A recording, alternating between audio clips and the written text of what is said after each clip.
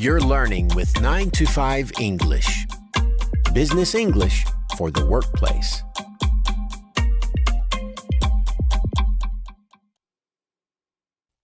Hi, Tim here with another 9 to 5 English lesson. In today's lesson, we're going to learn how to talk about differences. Life and business is full of choices. And anytime you make a choice, you have to compare the options. You might think about how they are similar, as we did in our last lesson. And you might look at how they are different. Often, we compare things using an adjective like cheap or beautiful. Comparing with short adjectives like cheap is easy. We just say cheaper. In the same way, we say bigger, hotter, and nicer. But long adjectives are a bit different. We have to say more beautiful. How about giving this a try? Let's practice comparing with adjectives and some other expressions. Listen to each example, then repeat it yourself. Ready? Let's give it a go. Fiona is definitely more experienced than Henry.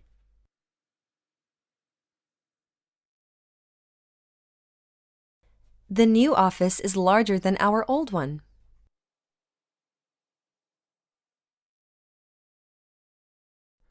Laser and inkjet printers differ in terms of price.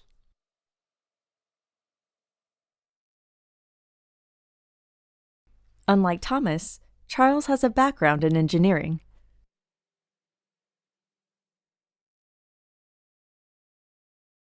Great!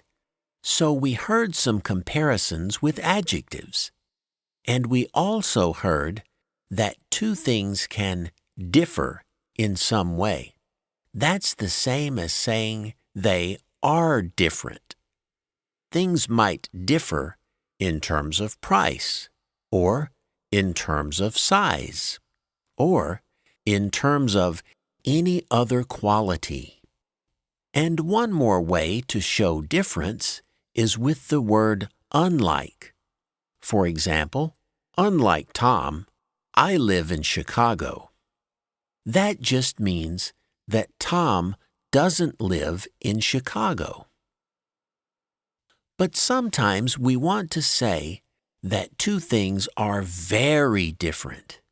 Not just a little different, but a lot.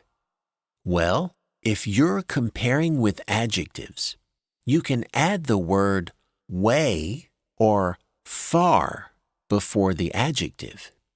For example, Tom is way smarter than me.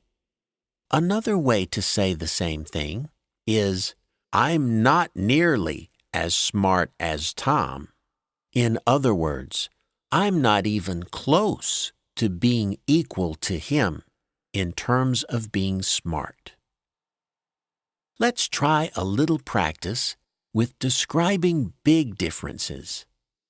Once again, repeat the examples after you hear them. The X500 is not nearly as powerful as the X2000.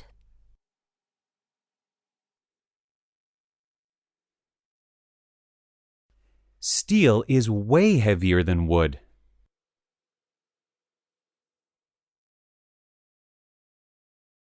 My brother Gus is nothing like me.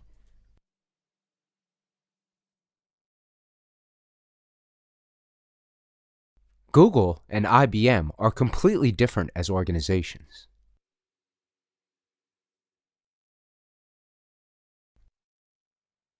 So, we heard way heavier and not nearly as powerful as. But did you hear any other expressions for showing a big difference? One way is to say something is nothing like something else.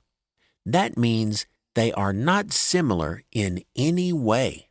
It's the same as saying two things are completely different, which we also heard. But what if we want to show exactly what it is that is different? For example, I might want to say, Tom lives in Chicago and I live in New York. Well, this is really easy to do. You just need a little word to connect these ideas. A little word that says, these ideas are different. If you want to keep it simple, you can use the word but between your ideas. You could also use whereas or while. Let's try using some of these connecting words for making comparisons. Here we go. Saturdays are always busy, whereas Mondays are usually quiet.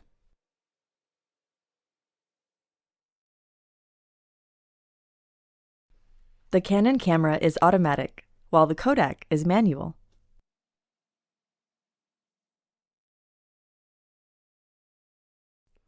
The Mercedes looks good, but it's too expensive.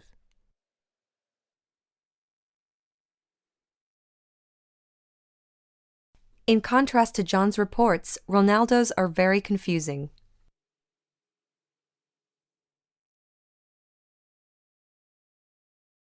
So that last example we heard was a little different, wasn't it? The connecting words weren't in the middle, but at the start. That's possible with the expression in contrast to. So I might say, in contrast to Tom, I live in New York.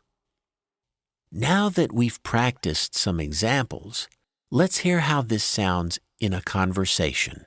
We're going to listen to a short dialogue between Anna and Sam. Anna is asking Sam about two people who have applied for a job, John and Byron. And Sam is talking about how John and Byron are different.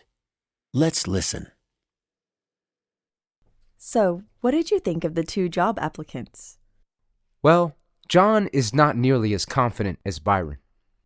Yeah, but what about their experience? Byron has lots, but John is new to the business.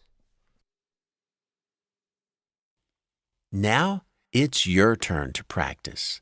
We'll repeat the dialogue, but this time we're going to beep out the second speaker's words. You will have to say those parts yourself. Remember to start by saying John is not nearly as confident as Byron. Then you'll compare their experience with the word but. Here we go. So, what did you think of the two job applicants?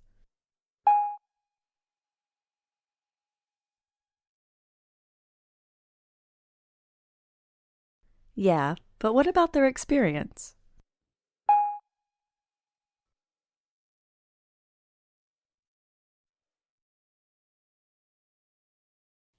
All right, that about does it for this lesson. We've learned some great ways to talk about differences. In our next lesson, we'll look at using superlatives such as best and most to make comparisons. Until then, so long and happy learning.